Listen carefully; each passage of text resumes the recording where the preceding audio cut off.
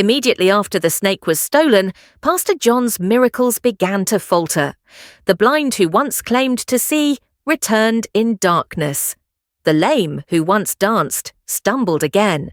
And soon, whispers spread like wildfire through the village, rumours that the pastor's divine power was fading. One Sunday morning, during prayer, the congregation bowed their heads as always. But one man, bold and defiant, kept his eyes open. What he saw made his blood run cold.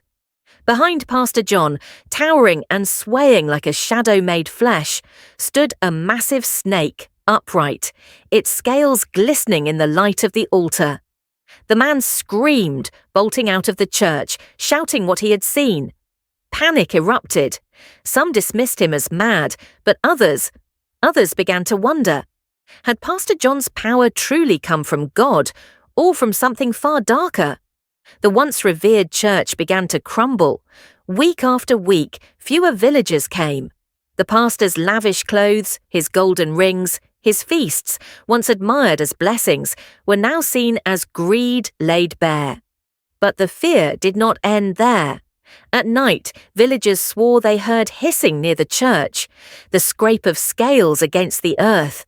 Children whispered of glowing eyes watching from the shadows, never far from where the pastor lived.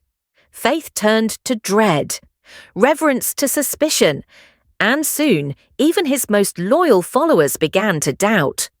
Pastor John, once a man of miracles, became a figure of fear, until at last, under the weight of whispers, rumours and shadows, he fled the village, vanishing into the night.